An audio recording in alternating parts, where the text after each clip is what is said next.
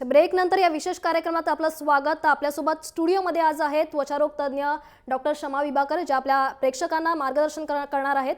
दरम्यान आता एक कल्याणवरून फोन आला आहे सचिन निमसे यांचा. सचिनजी, तुमचा प्रश्न तुम्ही आम्हाला विचारू शकता. मॅडम, माझं जे पाय, हॅलो सचिनजी बोला.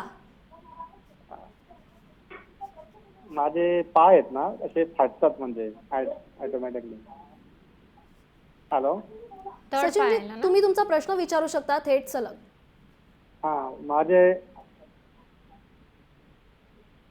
आणि माझे हात आहेत ना असे क्रॅक होतात, असे कडक होऊन. शमाजी, कशा प्रकारे तुम्ही यांना मार्गदर्शन कराल? पामोप्लांटर सोरियासिस म्हणून, म्हणजे हाताला आणि तळ पायाला जे सोरियासिस असतो, थिक स्किन, कोरडी चामडी आणि चिरे पडतात, फाटतात, जसं त्यांचं कंप्लेंट आहे. आणि जर व्यक्तींना काम करायला त्रास होतो सपोज, देन असे पेशंटला आम्ही ओरल मेडिकेशन्स देऊ शकता. पण नाही, इवन दो ओरल मेडिकेशन दिले तरीही त्यांना मॉइश्चरायझर्स आणि क्रीम्स त्यांना चालूच ठेवायला लागणार आहे. आणि डे ॲज वेल एज नाईट ॲप्लिकेशन्स. सपोज त्यांना खूप चिरे वगैरे पडतात तर ते ॲटलिस्ट रात्री तरी ग्लोव्ज वगैरे घालू शकता, किंवा जे पण औषध दिली आहे किंवा Vaseline, petroleum jelly, whites of paraffin वगैरे लावून, क्लिंग फिल्म म्हणतात आपण, फूड स्टफवर लावतात, तसे क्लिंग फिल्म सपोज हाता आणि पायाला त्यांनी क्रीम लावलं तर it will give more benefit. म्हणजे ते पेनिट्रेशन, औषधीचं पेनिट्रेशन वाढवतो आणि स्किनमधून मॉइश्चर निघून नाही जायला पाहिजे तशी ते एन्व्हायरमेंट क्रिएट करतो. So cling film is one thing which is very easily available. आणि आम्ही खूप पेशंटना मॉइश्चरायझरवर रात्री ॲटलिस्ट क्लिंग फिल्म लावायला सांगतो. आणि he should take treatment because I am sure he is a working male, and if त्यांना त्रास होतो, then it affects their work, it affects their lifestyle, causes depression. So psoriasis patient त्यांनी skin स्पेशलिस्टची सल्ला घ्यायला पाहिजे आणि उपचार करायला पाहिजे. नक्कीच. पण सोरियासिसच्या रुग्णांनी नेमकं कोणत्या डॉक्टरकडे जावं? पॅथीच्या डॉक्टरकडे गेलेलं चालतं का? कोणत्या डॉक्टर? पॅथी, ॲलोपॅथी जसं असेल तशा डॉक्टरकडे गेलेलं चालतं का? ॲलोपॅथी म्हणजे skin specialist is allopathy branch. Of course psoriasis चामडीचा आजार आहे म्हणून स्किन स्पेशलिस्टकडेच जायला पाहिजे त्यांना. आपल्याला एक फोन आलेला आहे सागर मोहिते यांचा. सागरजी, तुम्ही तुमचा प्रश्न विचारू शकता आम्हाला. हॅलो मॅडम, डोळ्याखालील काळे वर्तुळे त्याच्या फॉरेस्टशी काय संबंध आहे का? काय मला कळलं? डोळ्याखाली काळी वर्तुळं हा या आजाराचा प्रकार आहे का, असं त्यांचं म्हणणं आहे? नाही, हे सोरियासिस आजारचं वर्तुळ नाही. नक्कीच. Dark circles no. आयुर्वेदात यासाठी काही म्हणजे उपचार आहेत का? सर्व पॅथीमध्ये उपचार असतात आणि एस्पेशली होमिओपॅथी, आयुर्वेदिकमध्ये जे आजार नॉन इन्फेक्शन असतात त्यांचे लांबसर घ्यायला काही हरकत नाही. Only thing is K irritating औषध नाही लावायला पाहिजे. खूप सारे पेशंट सोरायसिसचे आणि दुसरे चर्मरोगाचे पेशंट्स काही औषध स्वतःने घेतात आणि त्याच्यात खूप इरिटेटिंग औषध लावून येतात आणि आजार खूप वाढून जातात. फक्त ते त्यांना काळजी घ्यायला पाहिजे. Otherwise any pathy is, if the doctor is good, there is no harm. नक्कीच. आपण थोड्या वेळापूर्वी म्हटलं की मानसिक ताणतणाव हा देखील याचं कारण असू शकतो ज्यामुळे हा आजार वाढतो. त्या संदर्भात तुम्ही आमच्या प्रेक्षकांना काय मार्गदर्शन कराल?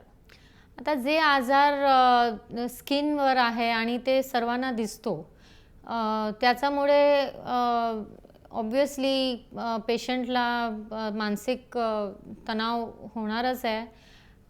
बट एक त्यांना सर्व पेशंटला काउन्सेलिंग करायला पाहिजे आणि समजून घ्यायला पाहिजे की हा आजारने मला काही मोठा त्रास होणार नाही. ॲटलिस्ट ते दुसरं इन्फेक्शियस आजारपेक्षा खूप चांगला आहे आणि ते कंट्रोलमध्ये आपण ठेवू शकतो. म्हणून ॲक्सेप्टन्स इज इम्पॉर्टंट. त्यांनी ते ॲक्सेप्ट करायला पाहिजे की आपल्याला सोरायसिस आहे आणि त्याचं निदान आपण करू शकतो आणि त्याला कंट्रोलमध्ये ठेवू शकतो. आणि कंट्रोलमध्ये ठेवायचं पण सोपं आहे. Moisturising creams are very easy to use. म्हणून त्याचं पण येस खूप लांब समय सोरायसिस राहतो, त्याच्यामुळे खूप पेशंटला मानसिक त्रास होतो. But counselling is what we do.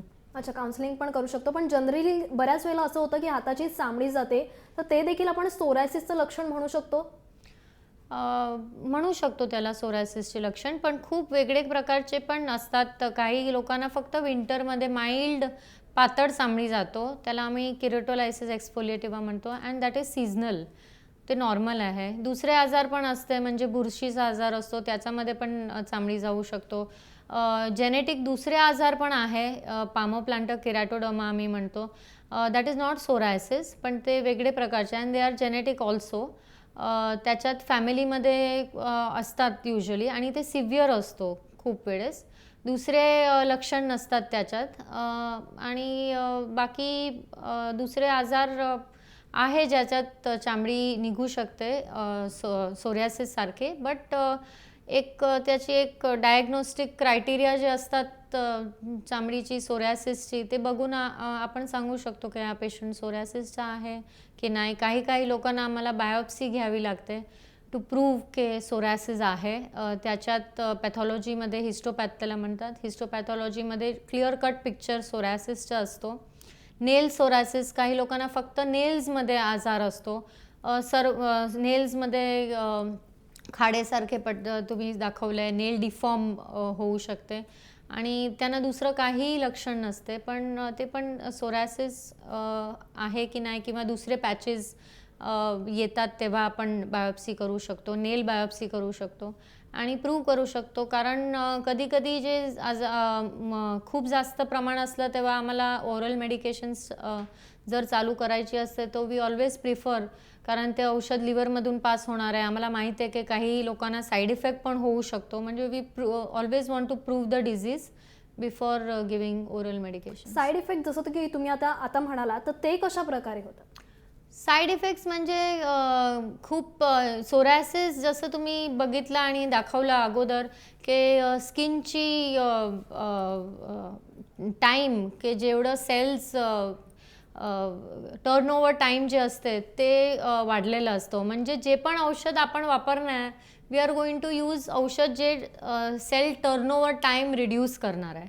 आणि आपण ओरल मेडिकेशन्स घेतले तर ते बॉडीमध्ये कुठेही सेल टर्नओव्हर टाईम रिड्यूस करू शकतो.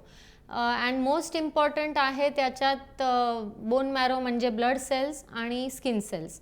ते आपले मेनली ॲनिमिया, म्हणजे ब्लड कमी होतो ह्या औषधाने. मेन साईड इफेक्ट प्लेटलेट आणि ब्लडवर असतो. बाकीचे सेल्स एवढे फास्ट टर्नओव्हर नसतात. स्किनचे आणि ब्लडचे सेल्स मोस्ट इम्पॉर्टंट आहे. आणि लिव्हरचे सेल्स, कारण ते लिव्हरमध्ये डिटॉक्सिफाय होतात औषध, म्हणजे लिव्हरवर असर करू शकतो. बट त्याची प्रमाण खूप जास्त असायला पाहिजे. डोज इज हाय डोज असलं तर आपण बघतो. आणि वी ऑलवेज रिपीट इन्व्हेस्टिगेशन. पेशंटला आम्ही अधूनमधून इन्व्हेस्टिगेट करून we keep them in safe limit. नक्कीच. सोरायसिस या आजाराचं नेमकं कारण शोधून त्यावर जर योग्य ती उपचार पद्धती केली तर त्यावर आपण नियंत्रण मिळू शकतो. दरम्यान शमाजी, तुम्ही इथे आलात आणि आमच्या प्रेक्षकांना तुम्ही मार्गदर्शन केलं, त्याबद्दल खूप खूप धन्यवाद तुमचे. त्या विशेष कार्यक्रमात वेळ झाली इथेच थांबण्याची. तुम्ही पाहत राहा जय महाराष्ट्र.